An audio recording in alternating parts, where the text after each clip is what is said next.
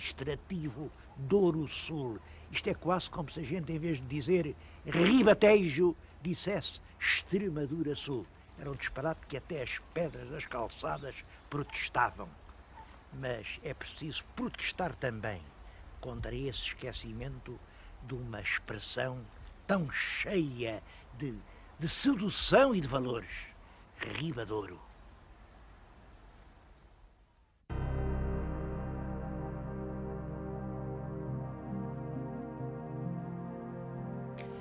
Na semana passada falámos de cortes, que são a semente dos nossos parlamentos. E hoje vou-lhes falar dos conselhos. Os conselhos, que são a semente das nossas autarquias.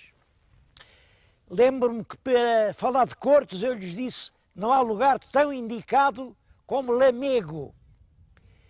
E hoje direi que para falar de conselhos nenhum lugar é melhor do que Bragança. Eu estou em Bragança e estou aqui sentado sobre uma pedra pré-histórica. Isto representa um quadrúpede, é um animal semelhante, por exemplo, ao que está em Mursa, que chamam porca de Mursa. Há-os em toda a região, ali no Museu Grão Vasco estão vários guardados, mas é uma região grande que penetra em Espanha, numa larga zona, e só há aí. Nem para norte, para as Astúrias já não há, para sul, para as nossas beiras e para a Extremadura espanhola já não há, mas há essa grande zona marcada pela existência destas rudes esculturas. Há um mistério, a gente pergunta, mas o que é isso? Porquê é que faziam essas esculturas? E tem-se dito muita coisa, muita coisa. Naturalmente, apareceram algumas que têm gravadas no lombo inscrições romanas. Os romanos inscreveram homenagens a defuntos sobre animais, sobre esculturas deste género. E isso fez nascer a ideia de que seriam monumentos funerários. Bem, uma outra ideia é que eram totens de populações. Outras pessoas, está escrito, um autor português diz isto, não, isto era um rito alimentar, porque, repara, isto do fiambre não é só de hoje, nós hoje, o fiambre está nos hábitos alimentares de meio mundo. Mas esta zona aqui alimentou-se, desde há muito, isso sabemos-lo, de carne de porco. É claro, dos porcos monteses, dos porcos selvagens. Isto seria, portanto, uma alusão a essa riqueza. Eu, pessoalmente, penso que sempre os homens gostaram de representar aquilo de que gostam. Aquilo para que a gente pende é aquilo que nós sonhamos, desenhamos, representamos, modelamos, esculpimos, e isto, quanto a mim, pode ser uma hipótese mais. É uma alusão ao prazer da caça.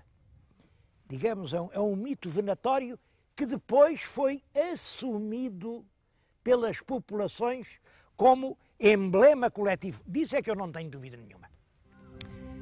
Aquela porca de Mursa, que ali está, serviu de centro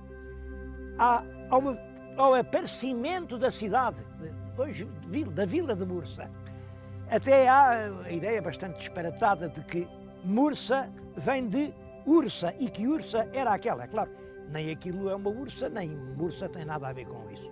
Mas o povoado instala-se à volta da escultura.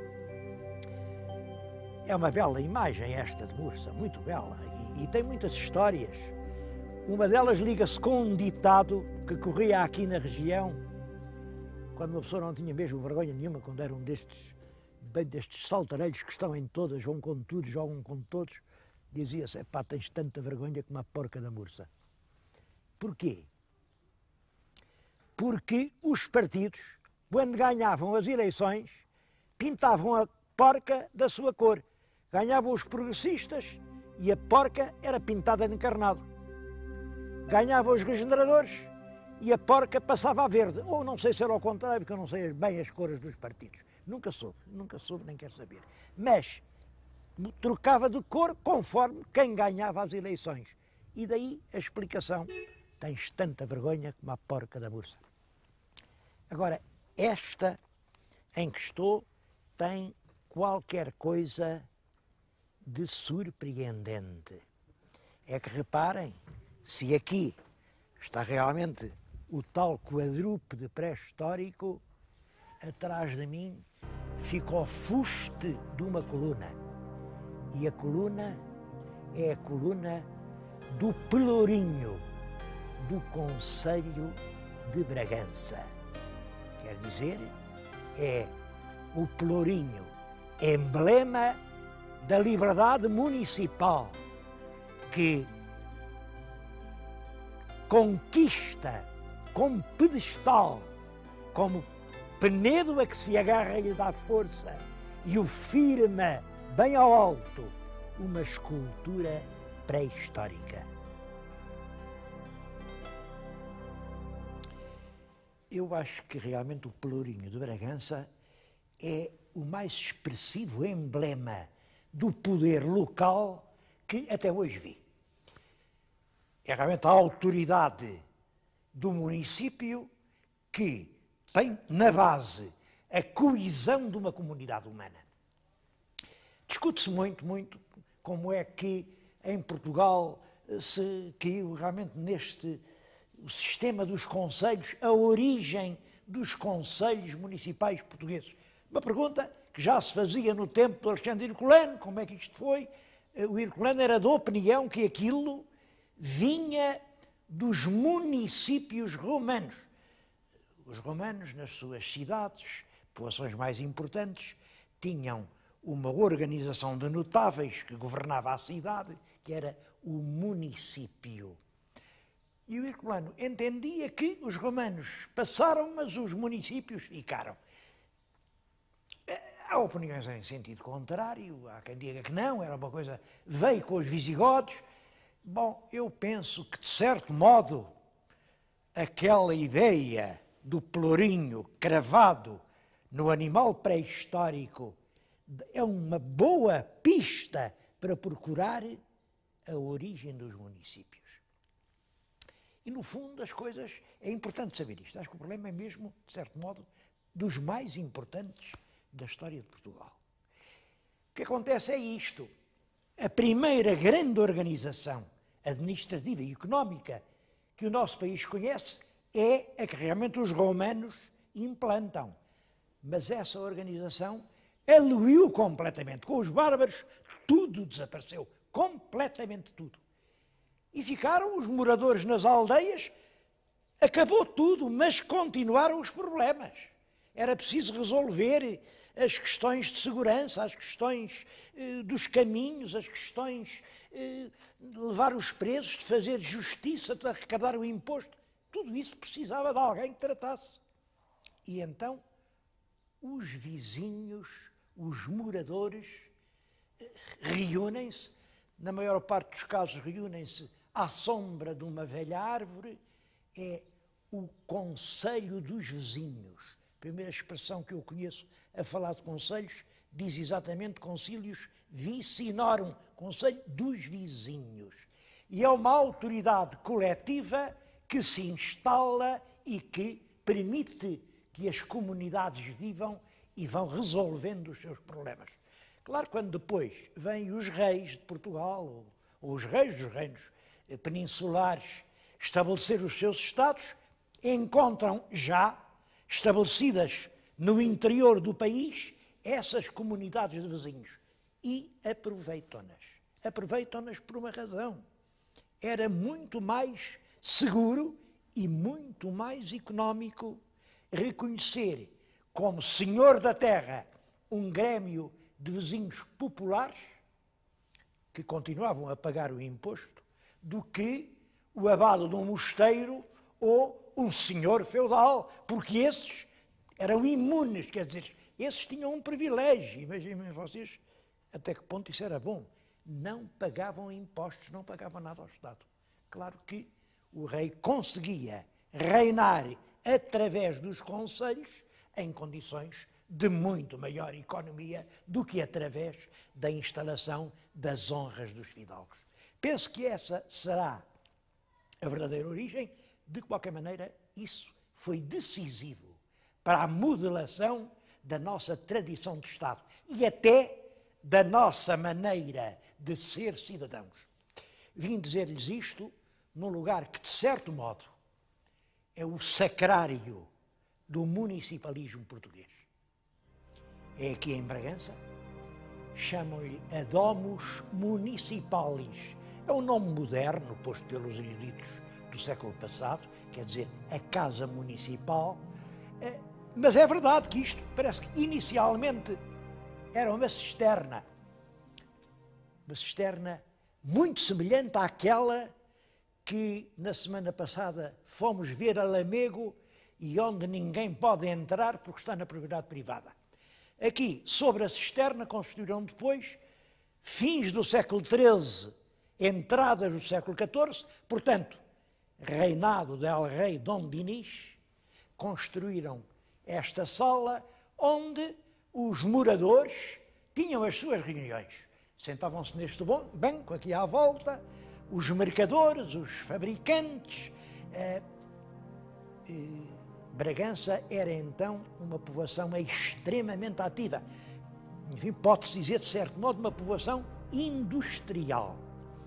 Fabricavam-se aqui sedas e veludos. Ainda o Garcia de Rezende diz que o veludo de Bragança é tão doce como uma carícia feminina. Imaginem a que tempo isso vai. Porque, claro, quem fazia isso eram realmente judeus. E no século XVI, com a grande repressão, há aqui em Bragança centenas de vítimas. E é nessa altura, com o desmembramento da comunidade judaica de Bragança, que, enfim, desaparece a prosperidade económica da terra. Mas isto ainda é desse tempo. Esta sala, à volta da qual os mercadores se sentavam, discutiam, tomavam as suas deliberações, uma sala daqui não se vê, mas devo dizer que isto fica a 2 passos do castelo. Ali estava o castelo, onde o arrogante senhor ditava a vontade dele ou do rei, e aqui estava o centro municipal, onde os vizinhos ditavam a sua autoridade coletiva. Acho que este monumento, esta Casa Municipal de Bragança, é uma joia única em Portugal.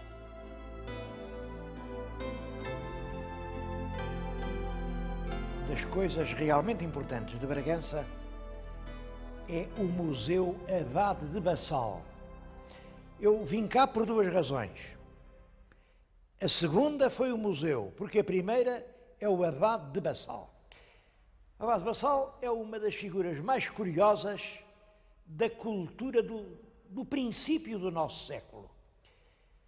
Quando ele morreu, era eu estudante e já a obra dele me interessava imenso.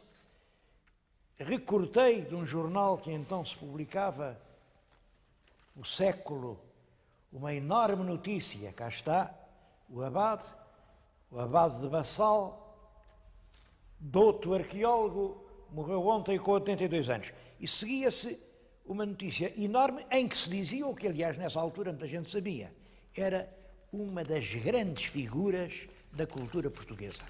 Ele fez para o distrito de Bragança o que o grande Zé Leite Vasconcelos fez para todo o país. Fez o levantamento de todo o passado da região de Bragança e escreveu as memórias arqueológico-históricas do distrito de Bragança. São 11 volumes. Tenho na mão só um desses volumes, o volume 5º, que é sobre os judeus. E escolhi este volume não só por ser sobre os judeus, mas por causa de uma nota que eu acho muito... Tem aqui, enfim, uma obra e diz que isto é do Francisco Manuel Alves, reitor de Bassal, antigo vereador da Câmara Municipal, antigo vogal, membro da Academia de História, do Instituto Científico, são estas linhas todas. E depois de dizer essas categorias oficiais todas que tinha, e as condecorações e os cargos, acrescenta: e um pedaço de asno, se acreditasse que essas honrarias todas douram a sua ignorância. Isto dá-nos uma boa ideia do abade, uma inteireza quase brutal, uma veracidade completa e, ao mesmo tempo, uma certa singularidade. Estou a falar junto do retrato dele, porque com toda a justiça deram o nome de Abade de Bassal ao museu fundado em 1915, o mesmo ano do Museu Arqueológico de Lisboa, deram-lhe o nome do museu. Vamos dar uma volta muito rápida pelo museu. O museu funciona no que foi outrora o Paço dos Bispos. É claro, é um paço episcopal dos fins do século XVIII, com as suas características próprias. O que hoje se pode ver é uma versão modernizada, adaptada às necessidades museológicas. Como sempre, porque nós somos muito conservadores e toda a mudança gera controvérsia. Há quem pense que ficou melhor, quem acha que ficou pior. Claro que eu não tenho aqui um juízo, porque, em princípio, não sou contra as mudanças. Lá que aquela cama do bispo me impressiona um pouco, é verdade. Vejam como ela era e reparem como está agora. Mas vale a pena visitar o Museu de Bragança para conhecer não só a arqueologia pré-histórica, que aqui é muito rica, a arte, conhecer as coleções de arte sacra, de artesanato, de iconografia local. É um museu, quem quiser entender por dentro e no fundo a alma transmontana tem que passar aqui um bom par de horas.